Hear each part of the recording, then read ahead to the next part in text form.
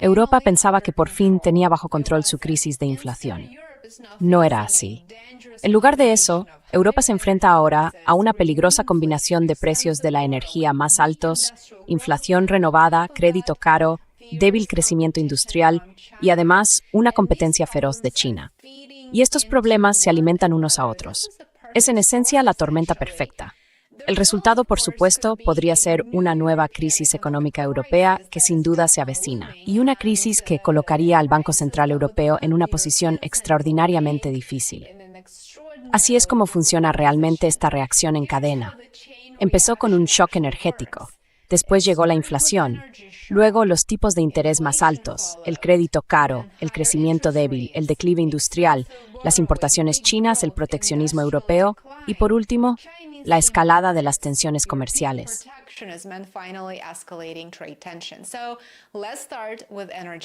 Empecemos por la energía. Europa sigue siendo excepcionalmente vulnerable a los precios de la energía, porque su economía industrial depende en gran medida de la energía importada. Bueno, por supuesto, sabemos que Europa renunció a la energía rusa rentable por razones políticas, en perjuicio propio. Y eso es todo. Las sacudidas geopolíticas de 2026 han elevado los precios del petróleo y del gas, mientras que la preocupación por las reservas europeas de gas añade más presión. Los mercados temen cada vez más que los elevados costes energéticos puedan mantener la inflación por encima del objetivo del Banco Central Europeo. Y ya estamos viendo las consecuencias. No hemos tenido que esperar mucho. La inflación de la zona euro subió al 2,9% en julio, frente al 2,8% de junio, y muy por encima de lo objetivo de los precios de Fromen.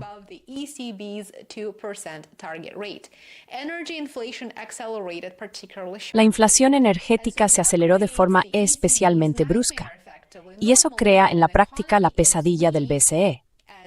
Normalmente, cuando una economía está débil, como lo está la economía europea, un banco central puede bajar los tipos de interés para estimular el crédito, la inversión y el consumo.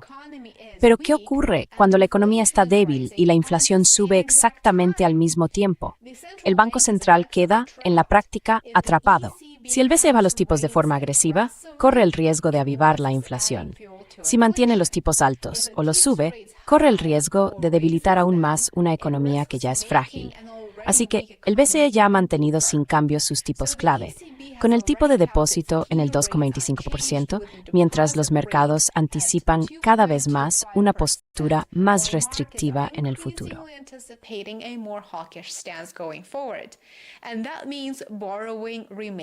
Y eso significa que pedir préstamos sigue siendo caro, y seguirá siéndolo en el futuro previsible. Para las empresas europeas, esto es enormemente importante. Las compañías necesitan crédito para construir fábricas, comprar equipos, aumentar sus inventarios, contratar trabajadores y ampliar su producción. Y los consumidores también necesitan crédito. Lo necesitan para comprar viviendas y realizar grandes compras. Los gobiernos tienen enormes cantidades, pero es caro de dinero. Y los todos los proyectos de carros afectan a nuestra financiero, como pueden ver, afectan a la economía real. ¿No están ustedes? A mí. Todo que se me mueve se rende muy, muy frágil.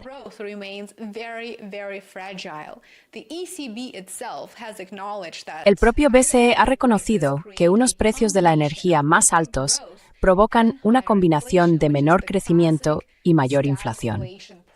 Es el clásico problema de la estanflación, del que ya hablé aquí en mi canal con muchísimo detalle. Sin embargo, en ningún sitio es el problema más evidente que en Alemania. Alemania es la potencia industrial de Europa, pero su modelo económico tradicional lleva tiempo bajo presión por los elevados costes de la energía, la débil demanda externa, la incertidumbre geopolítica y una competencia cada vez más intensa con China. Y ahora Alemania se enfrenta a otro problema. El problema es que China ya no se limita a comprar productos industriales alemanes.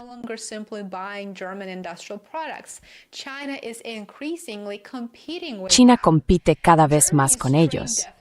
El déficit comercial de Alemania con China se amplió durante la primera mitad de este año, aunque China siguió siendo el mayor socio comercial de Alemania, y las importaciones alemanas procedentes de China están aumentando, En junio de 2026, las importaciones alemanas desde China crecieron un 9,1%, lo que contribuyó a reducir el superávit comercial alemán. Esto forma parte de lo que los economistas describen cada vez más como un nuevo shock chino. Por supuesto, lo que no te cuentan es que la Unión Europea está centrada principalmente en financiar su guerra subsidiaria contra Rusia a través de Ucrania, en lugar de reconstruir su economía y ayudar realmente a que crezca. Pero dejaremos ese ángulo de lado por ahora.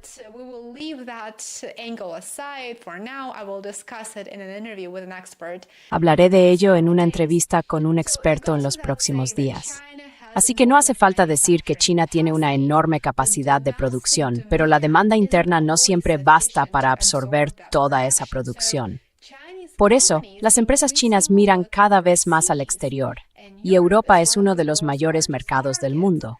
Las consecuencias para Europa pueden ser enormes. Los vehículos eléctricos chinos, la maquinaria, los equipos industriales, los productos químicos, el acero, petróleo, compiten más con los productos rusos. Y para los consumidores europeos, los beneficios subieron millones. Importaciones separadas pueden ayudar a reducir los precios.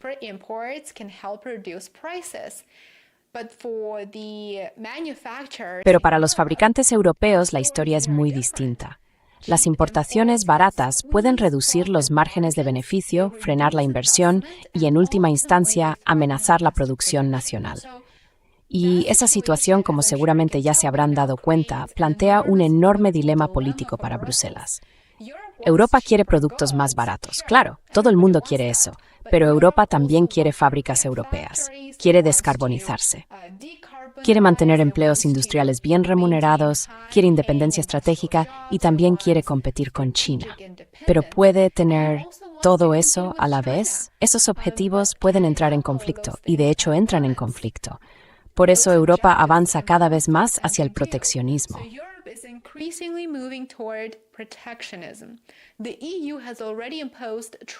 La Unión Europea ya ha impuesto restricciones comerciales a los vehículos eléctricos chinos y ahora está estudiando medidas defensivas adicionales, como las llama.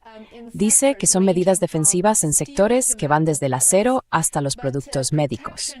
Pero el proteccionismo crea otro problema, y ese problema es que China puede tomar represalias, y Europa depende en gran medida del comercio. Si Bruselas eleva las barreras contra los productos chinos, entonces Pekín puede responder contra las exportaciones europeas. Y eso es especialmente peligroso para Alemania, cuya economía industrial ha dependido históricamente de exportar bienes manufacturados de alto valor a todo el mundo. Y ahora Europa se encuentra atrapada en la práctica entre dos presiones económicas.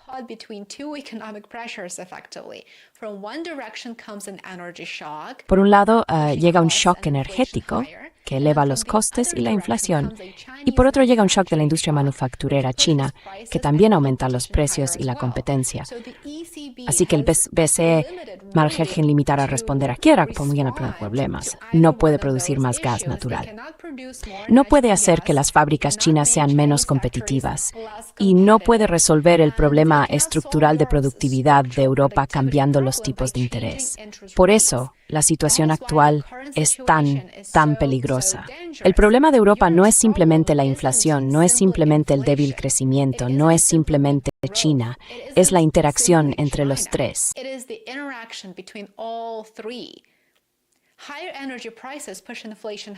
Unos precios de la energía más altos elevan la inflación. Una inflación más alta limita la capacidad del BCE para bajar los tipos, y unos tipos más altos mantienen caro el endeudamiento. Y por supuesto, un endeudamiento caro a su vez desincentiva la inversión. Una inversión débil hace que las industrias europeas sean menos competitivas. En realidad, el problema de Europa es Europa. El problema de Europa son sus propias políticas. Mientras tanto, los fabricantes chinos siguen ampliando su cuota de mercado mundial. Los gobiernos europeos responden entonces con aranceles y barreras comerciales, y China podría tomar represalias. Así se vuelve aún más difícil escapar de ese ciclo. Por eso el desafío económico de Europa se está convirtiendo cada vez más en una crisis de competitividad. Europa ya no es competitiva. No lo es en las circunstancias actuales. La cuestión ya se simple es si Europa puede llevar esta inflación al 2%.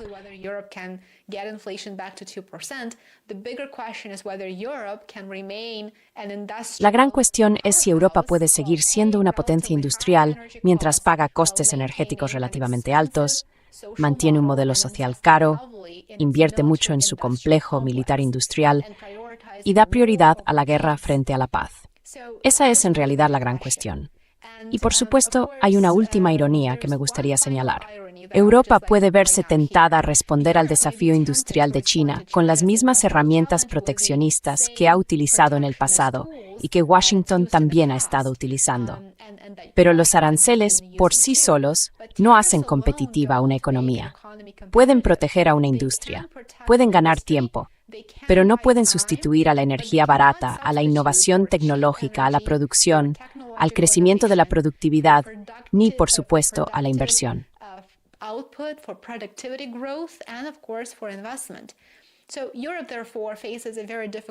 Europa se enfrenta, por tanto, a una decisión muy difícil. Puede proteger sus industrias de la competencia china durante un tiempo o puede permitir más competencia y arriesgarse a acelerar la desindustrialización. Y, por supuesto, ninguna de las dos opciones es indolora. Cuanto más tiempo posponga a Europa las reformas de fondo y el cambio de sus políticas, más difíciles serán las decisiones. El BCE puede luchar contra la inflación todo el día. Los gobiernos pueden subvencionar a la industria y Bruselas puede imponer aranceles. Pero ninguna de estas políticas, por sí sola, resuelve el problema fundamental de Europa. Y el problema es que Europa necesita energía más barata, necesita un crecimiento de la productividad más rápido y necesita una industria más competitiva, precisamente en un momento en que las tensiones geopolíticas hacen que las tres cosas sean más difíciles de lograr.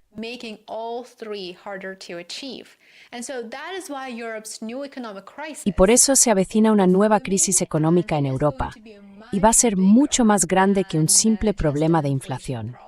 Podría convertirse en una crisis de la propia competitividad europea y en el declive de Europa tal y como la conocemos.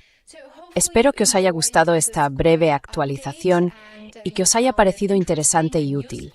Decidme en los comentarios de abajo, ¿qué esperáis de la situación económica actual en Europa?